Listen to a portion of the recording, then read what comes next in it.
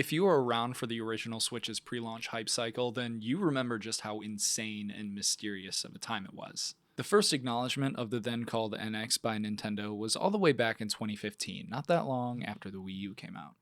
In 2016, rumors really started to ramp up with, well, in hindsight, some hilarious leaks and fakes that weren't even close to what we actually got. But the most important question was, what games were we going to play on this thing? The only thing we really knew was that Breath of the Wild got delayed to coincide with the launch of the NX, but other than that, news on games were pretty light that year. But in mid-December of 2016, something actually happened.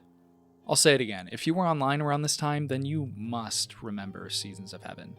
If you do, then this will be a fun little reminder, but if you don't, get comfy. Seasons of Heaven was the very first exclusive Switch game. The first one that was, and I'm doing big air quotes here, officially announced. There was that weird period between October and January where we saw a new Mario and Splatoon, but we didn't know what they actually were yet. So this was it. Seasons of Heaven was announced on December 15th, 2016, with a full trailer on the 19th, and it was a pretty big deal. Not only was this the first real Switch exclusive, but shit, it looked like this. You see these sprawling green fields with windblown grass far into the distance. The scale's there, but there doesn't seem to be any compromise in the smaller details either. Lighting's impressive. There's this mysterious tower thing in the middle of all the nature. And then we get to this fucking dog. Yeah, once we start seeing actual character models, the Unreal Engine of it all really starts to show. This didn't seem to deter people back then, though, but looking back, yeah, there's a few hints inside and outside the game that tell us a little bit about what happened here. So today, I wanted to go through and kind of document the entire development history of this studio, the game, and the people behind it. Sale pauvre, t'as qu'à pas être au SMIC, mec. Allez, ciao.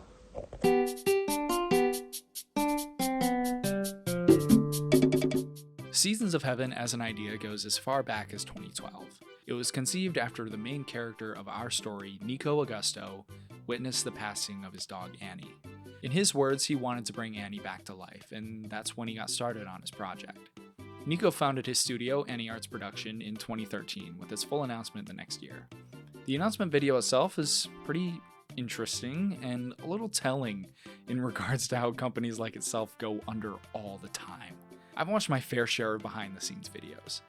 Every studio office I've seen usually has a few cool things that represent the company's history or goals, like a big statue or a wall of their games with awards and shit. But this video feels like they're just trying to show me a nerd paradise. Just a ton of shit. It is pretty cool, but it doesn't really tell me anything. Nico talks about what games serve as an inspiration for their project, but there isn't much to glean here other than Nico wanting to make a game like the ones he claims he loves. At Annie Arts Production, we are gamer first. Our objective is almost simple. We want to make the sort of games that we love and inspired us to become games creator. And for those who, recognize my face, you're probably wondering if there is any ghost stories or paranormal stuff here. Not really. And the answer is Showing us his love for the art form was a way to tell us, don't worry, we love games, and that means we're gonna make a great one. But yeah, we know how that can work out. There's a palpable excitement here, though, and that's explicitly stated by Nico giving us a taste of the game they're making in the form of some concept art. And then for 2 years, dead silence. Wanting to bring your dog back to life through art is a fine idea, and in 2012 that manifested in not only Nico's now failed attempt at a game, but a somewhat successful attempt at a book. If you watch the trailer for the game, it starts by telling you it's based on a novel of the exact same name. Now, normally, the way adaptations usually work is that whatever's being adapted has to be successful first, and this was not the case with whatever was happening here. It's obvious that they were being created simultaneously, but why? Well, this is where we really start to see Nico's desperation manifest. Nico Augusto's career in the entertainment industry goes back decades, way further than Seasons of Heaven. He auditioned for 2 shows back in the 2000s that you've probably heard of, Lost and Sons of Anarchy. The Sons of Anarchy tape has been scrubbed from the internet, but I was able to find the one he did for Loss. Go ahead! But I die before I give them back! And after you already be screwed here, man! Yeah, you get it. After those didn't work out, him and his brother created their own program called RIP, Researchers Investigations Paranormal, a French ghost hunting show. Une cliente qui nous dit qu'elle a vu une silhouette. D'après sa description, ça ressemblait à Barbé. Comme elle bouge. C'est qui a crié? Qui c'est qui a crié? Il y a quelqu'un dans cette chambre. Quelque chose de noir de cette taille-là? J'entends, je suis mort. Now, I'm not saying it's illegal or bad to be not a good actor. It's fine. These are just dots to be connected in a bigger story. That spanned from 2006 to 2014, where I'm assuming he left when it was all done to pursue his dreams in California. However, the release of the book and the subsequent not releasing of the game became a lot weirder to me once I learned that the book was released just 6 months before the game was shown. And I wish I could read it, but I've looked everywhere and I found fuck all. I messaged Nico myself asking for a way to read it, but he left me on red. Seasons of Heaven and Seasons of Heaven are not just adaptations of each other, they're one and the same. In 2018, Nico did an interview with Super Metal Dave 64, and there he laid out his true ambitions for the project. If you read the novel, you will figure that out, that in the novel there is like some missing pages. And those missing pages will be in the game. And we aren't just talking about one book either. He said there was a whole trilogy of books coming before the game, all with the same missing pieces the first one has. You know, I actually think the amount of people Nico managed to get on board with how bad this game looks is pretty impressive. The game's technically pretty, but in the same way every Unreal Engine demo is pretty. There's nothing interesting about the game or how it plays. The character models are ugly. It's a tech demo. There's just nothing here.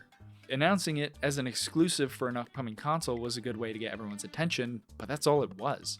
It's wildly obvious that this entire thing amounted to nothing more than fake hype to sell something else. He admitted in that interview that the trailer was running on a PC because he didn't have a Switch dev kit, nor would he ever. I don't know. Maybe he thought that if he spent a bunch of money, bought an office space, filled it with a bunch of nerd crap, and convinced gamers he was one of the good ones, they'd buy his books for a couple of years. But at the very end of the pitch, if they ask me, hey, have you think about multiplayer or in-game transaction in a way that we can get some money back before the end of the game? I'm not making that for money. And if there was a genuine attempt at a game, it's really unfortunate that it ended up looking like a scam. And I can confidently call it one because Any Arts production ceased to exist years before this interview even happened. Nico says it himself that the studio had a really hard time paying the bills, and it ended up closing in 2016 before the game was even announced. To have an interview that long after the studio closed is insane, but it looks like it was just a way to keep the hype train rolling while he was still pumping out books. Nico claimed that Seasons of Heaven was being worked on remotely, but nothing ever ended up materializing, except for more books. It became even more shady when I realized that there isn't a single way to read any of these books anymore. Nico went to great lengths to completely wipe Seasons of Heaven off the map. No websites sell the book, physically or digitally. No, there's no unofficial ways to read it either. It's nowhere on the Internet Archive. It's effectively lost media. At least the English translation is. The only way to acquire a copy of this book is to buy a French copy from eBay. Otherwise, it is gone. So, if you're watching this and you have an English copy of the book that you don't want anymore, please let me know in the comments because I really want to buy it off you. The only thing that stuck around were the reviews. It's hard to tell if some of these actually even existed with how little there is to see about them. So that's pretty much the story of Seasons of Heaven.